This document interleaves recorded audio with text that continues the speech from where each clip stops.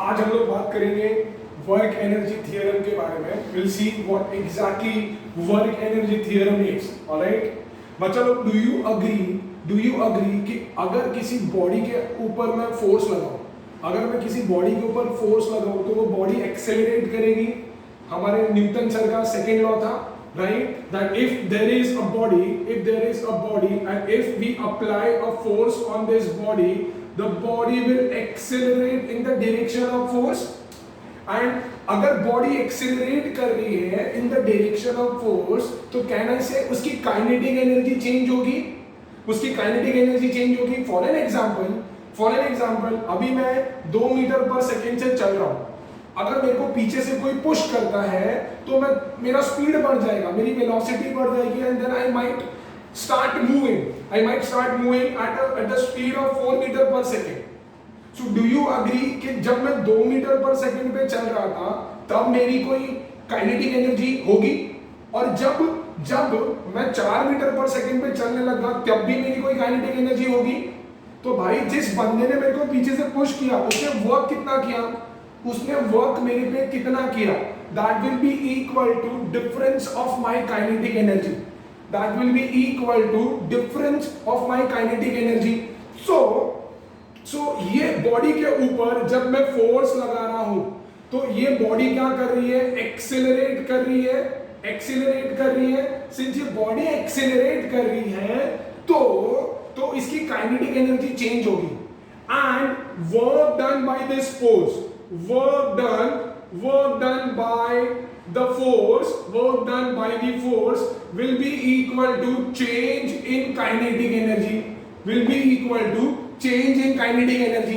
तो अज्यूम करते हैं कि पहले ये जो बॉडी मूव कर रही थी वो मूव कर रही थी विद अ वेलोसिटी v, फिर after applying a force on this body वो बॉडी मूव करने लग गई विद अ वेलोसिटी v।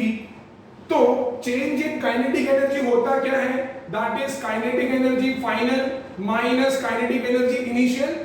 उसकी फाइनल वेलोसिटी कितनी थी, v, तो फाइनल काइनेटिक एनर्जी का फॉर्मूला क्या होगा, half of mv square minus उसकी इनिशियल वेलोसिटी कितनी थी, u, तो उसकी इनिशियल काइनेटिक एनर्जी कितनी होगी, half of mu square.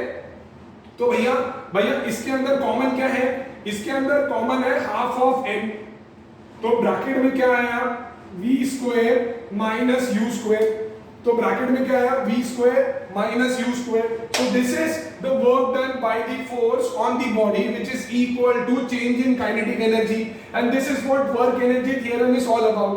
It states that work done by the force on the body is always equal to change in kinetic energy of that body. मैं यहाँ पे लिख देता हूँ उसका statement, that work done by the force on the body is equal to change in kinetic energy of that body। तो ये normally जो कंसेप्ट है ये न्यूमेरिकल्स में आता है, तो you have to remember this. Question could be like this कि a body having mass 40 kg was moving with a velocity of 30 meter per second. When a force was applied on the body, now the body started moving at a speed of 70 meter per second. Calculate the work done. तो लोग जो है वो head को scratch करने लग जाते हैं कि सर वर्क डन कुछ है, वर्क डन का फॉर्मूला तो फोर्स इनटू डिस्प्लेसमेंट होता है, तो यहाँ पे तो फोर्स दिया नहीं है ना, डिस्प्लेसमेंट दिया हुआ है, तो कैसे करें सर। इसीलिए याद रखना है कि वो बॉडी की स्पीड पहले 30 थी, फोर्स अप्लाई करने के बाद 70 हुई, तो वर्क डन कितना होगा, that will be equal to change in its kinetic energy. तो using this work energy theorem we can solve the sums. समझ में आ रहा है ना, ऑलराइट।